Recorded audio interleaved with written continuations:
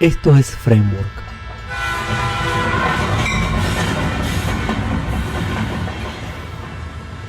Un podcast psicoanalítico.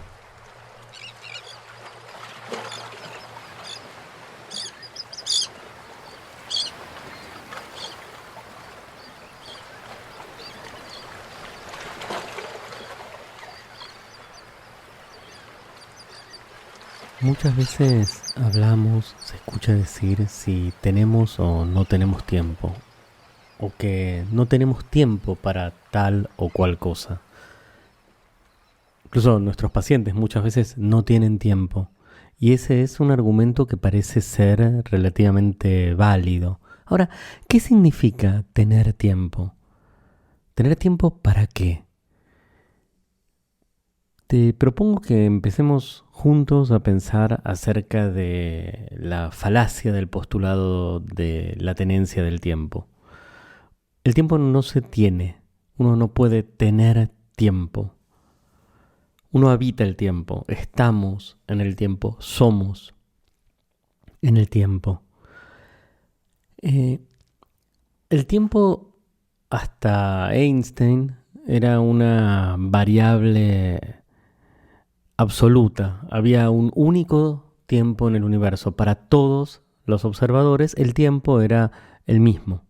Si sincronizábamos nuestros relojes en cualquier lugar del universo, sin importar a qué velocidad estuviéramos yendo, o hacia dónde, o de qué manera, el tiempo era uno. Indiscutida e impostergablemente uno, siempre, todas las veces, para todos los observadores. Existía el espacio, que tenía sus tres dimensiones, largo, alto y ancho, y existía el tiempo. Pensalo como si fuera un libro, en el cual el espacio era cada una de las páginas del libro, y cada página era un instante en el tiempo. Entonces, cuando vos pasabas las páginas, pasabas el espacio en el tiempo. El tiempo era una línea que atravesaba el espacio. Sin embargo, desde Einstein, ya no con una geometría de Galileo, sino con una geometría de Minkowski, el tiempo pasó a formar parte del mismo entramado, del mismo reticulado del espacio-tiempo que habrás oído hablar. En este sentido, el tiempo no es una propiedad, una dimensión aparte del espacio. No es que tenés las tres dimensiones espaciales y una dimensión temporal. Son 4 dimensiones que forman un conjunto, que forman un reticulado.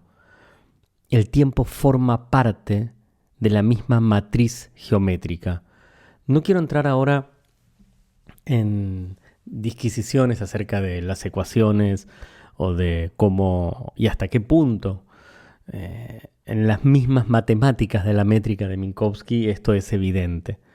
Simplemente decirte que la misma forma en la que el espacio-tiempo está formado, en la misma estructura del espacio-tiempo, está metida la causalidad. Esta causalidad que marca que es irreversible lo que se dio en llamar la flecha del tiempo. Hay quienes ponen la flecha del tiempo como si fuera un deducible emergente de la segunda ley de la termodinámica o de la entropía, en donde si la entropía de un sistema aislado tiende a aumentar, tiende a haber una evolución de la entropía, esta misma evolución es el tiempo. El tiempo como un emergente propio de esto. En ese sentido, nosotros que somos figuras, cuerpos, que podríamos considerarnos un evento, porque tenemos una localización espaciotemporal, estamos en un aquí y ahora, estamos en el tiempo, somos eventos espaciotemporales y estamos ubicados siempre dentro de transformaciones que están dentro de lo que se llama en física relativista el cono de luz, o transformaciones nulas de Minkowski o light-like. Ahora, cuando nosotros decimos que tenemos tiempo más allá de esto, ¿qué es lo que tenemos? ¿A qué nos referimos? Si tenemos tiempo para hacer tal o cual cosa. Hay personas que están todo el día en su casa y tienen que poner un poco de orden y estudiar 3 materias para la facultad y no tienen tiempo. Hay personas que hacen lo mismo y además trabajan 8 horas y no tienen tiempo. Y hay personas que cursan 3 materias en la facultad, crían un hijo, están casadas, viven en una casa y tienen un trabajo de 8 horas y no tienen tiempo. Entonces, ¿qué es tener tiempo? ¿Cómo se evalúa eso? ¿Tiempo para qué? Cuando estás en tu casa tranquilo, a veces no tenés tiempo y a veces tenés infinito tiempo. Cuando vos decís que no tenés tiempo para llamar a alguien, ¿qué es lo que querés decir? ¿Qué tipo de tiempo no tenés? O sea, ¿no tenés 5 minutos en todo tu día? Cuando no tenés tiempo para hacer análisis, ¿qué es ese tiempo que no tenés? Cuando no tenés tiempo para tener otro trabajo, o para estudiar una carrera universitaria, o para hacer una actividad física. Pensemos en cómo habitamos el tiempo, cómo estamos nosotros en el tiempo y la cantidad de densidad de eventos que producimos en el tiempo. Cuanto más cosas hacemos, más rápido pasa el tiempo. Ahora, una cosa es hacer cosas y otra cosa es hacer cosas.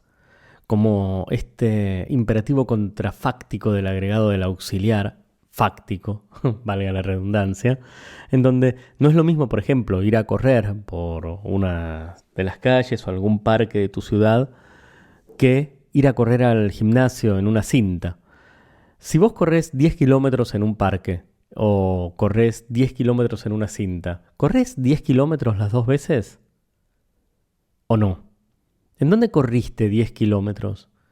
Podríamos hacer una diferenciación y decir que si vas al parque a correr 10 kilómetros, corriste 10 kilómetros. Si vas a un gimnasio y corres 10 kilómetros en una cinta, hiciste que tu cuerpo corriera 10 kilómetros, pero no necesariamente vos corriste 10 kilómetros. Ya sé, me podrías decir que también podés hacer que tu cuerpo corra 10 kilómetros sin haber corrido vos 10 kilómetros en el parque de tu ciudad. Pero, ¿cuánto tiempo dedicas a una sesión? Ahora con las nuevas modalidades que se llaman online o virtuales o telefónicas o por internet o ponle el nombre que quieras, muchas veces los pacientes llegan a la sesión casi sobre el filo de la vida cotidiana. Están trabajando, cortan el trabajo, llaman por teléfono, cortan la sesión y vuelven al trabajo. Donde dice trabajo, pone trabajo, crianza de hijos, serie en Netflix, teletrabajo, pelea con la pareja, lo que sea. Cuando los pacientes venían a análisis y traían su cuerpo a análisis y venían presencialmente, como todavía algunos pocos valientes románticos lo hacen, había un espacio, un tiempo entre que el paciente salía de donde estaba y llegaba al consultorio. Un tiempo de 10, 15, 20 minutos, media hora, una hora. Este tiempo, antes y después de la sesión, era un tiempo muy útil porque servía para construir la llegada a la sesión. Vos fíjate que estoy juntando todo el tiempo, espacio y tiempo. Los 10 kilómetros que corres, los 10 minutos que tardás, porque es una misma cosa. Es el uso que uno hace de eso. Probablemente en términos fisiológicos, no sé, no soy médico ni deportólogo, los 10 minutos que corres en el parque y los 10 minutos que corres en el gimnasio sean más o menos lo mismo. Pero nuestra preocupación no es el cuerpo, es emocionalmente dónde estamos. Entonces, hay quizás muchos tiempos simultáneos, muchos posibles tiempos. Cuando digo que no tengo tiempo ¿para qué? No tengo tiempo para qué cosa o qué estoy haciendo mientras no tengo tiempo. Si pienso un poco para mí mismo y trato de ser honesto y veo realmente qué es lo que hago con mi tiempo, puedo pensar en la nutrición que esto me da. Si estudiar 1 hora me lleva 4 horas, por ejemplo, porque me distraigo, me hago un café, miro la tele, charlo, mando un mensaje, publico en redes sociales, hola, aquí estoy estudiando, para contarle a un montón de nadies que en realidad no estoy haciendo, porque si estoy sacando una foto para las redes sociales, no estoy estudiando. Entonces tengo que entender que para mí 1 hora de estudio son 4 horas.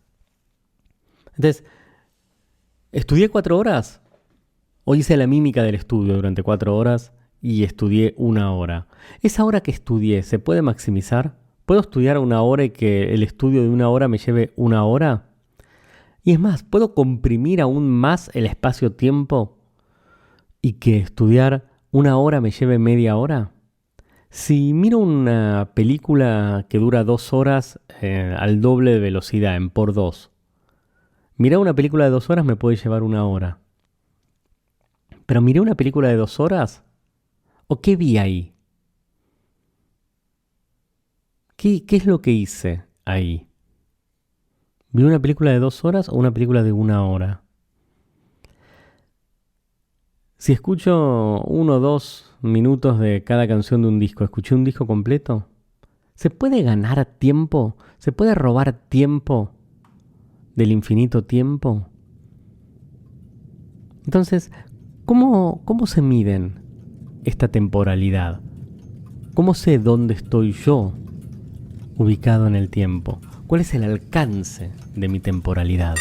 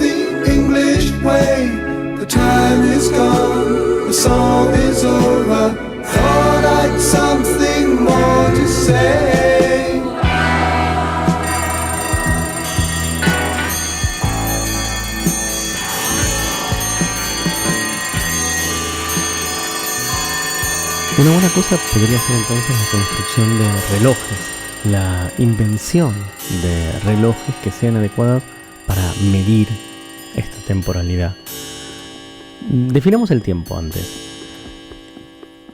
Aventuro, así de manera informal, el tiempo como la variable de existencia.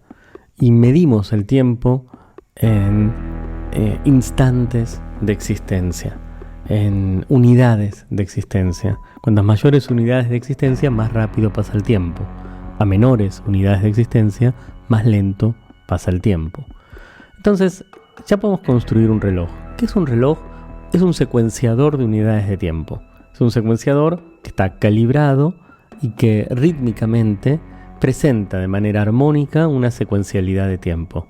Existen los relojes a los que estamos habituados, los relojes de cuarzo, existen relojes de arena, relojes de agua, pero cualquier cosa podría ser al final del día un secuenciador de tiempo. Por ejemplo, podríamos inventar un reloj anal en donde la frecuencia de flatos sea el secuenciador de tiempo. El ciclo menstrual podría ser un reloj menstrual.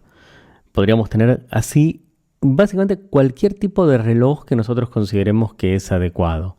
Orgasmos, besos, y algunos serían sincrónicos y otros asincrónicos. Unos presentarían ciertas regularidades y otros serían relojes que no funcionarían del todo bien. Pero todos tenemos relojes emocionales al final del día.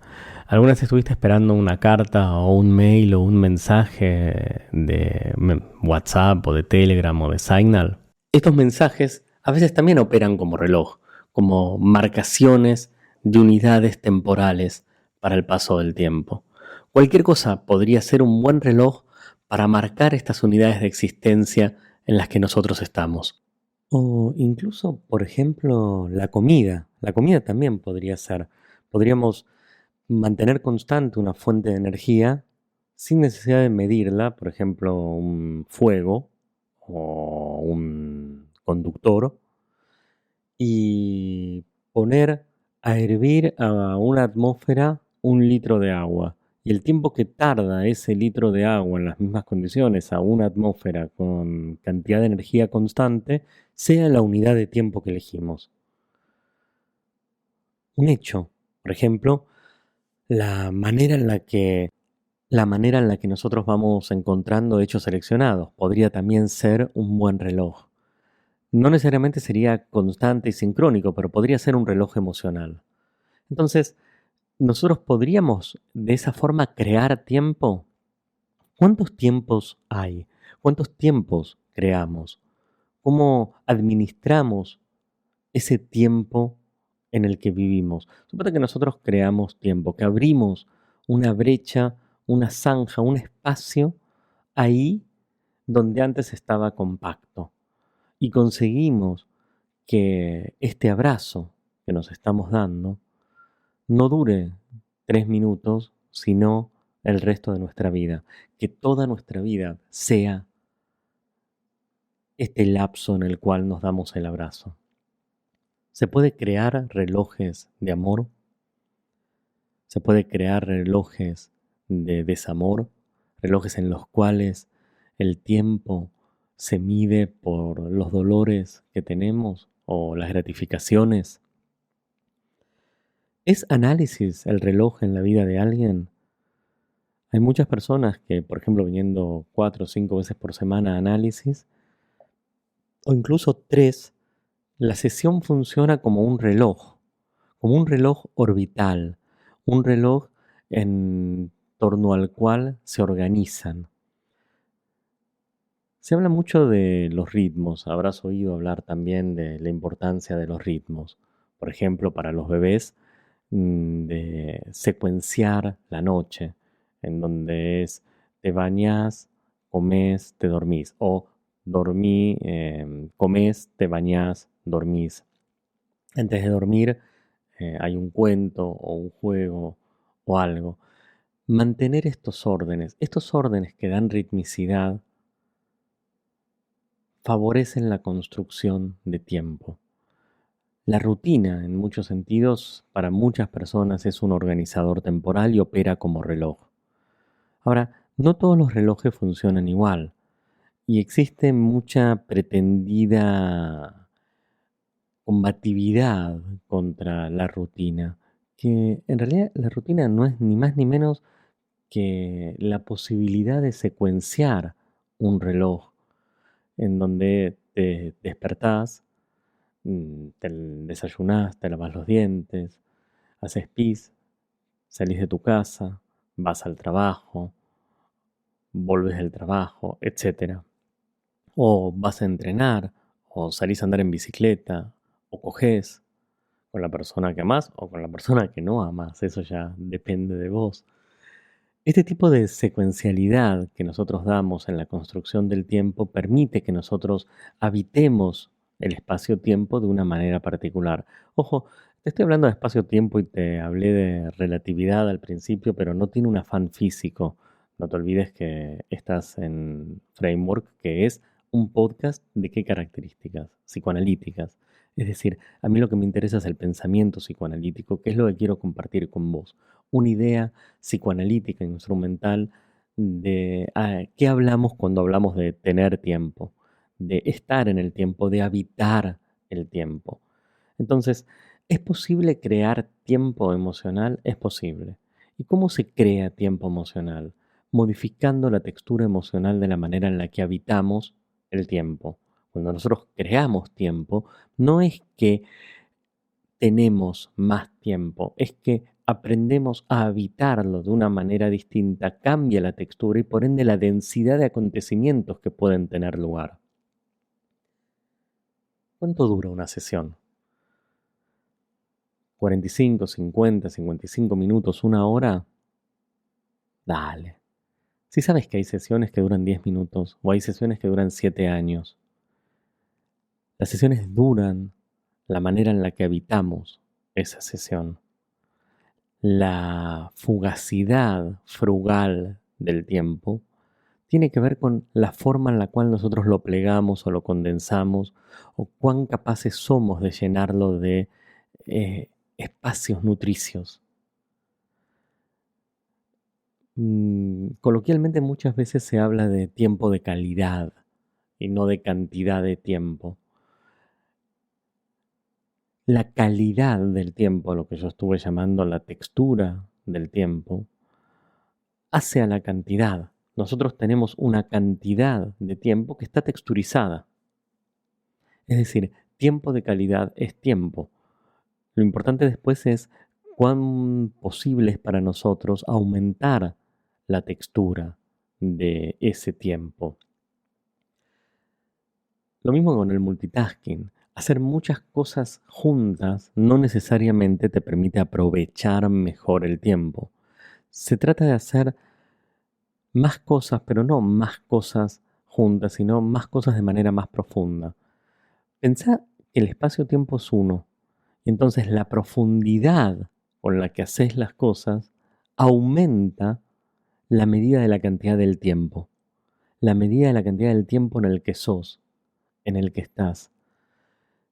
Por ejemplo, ¿qué es más rápido? ¿Mirar 10 minutos de videitos en Instagram, en TikTok o en cualquiera de esas mierdas spameras?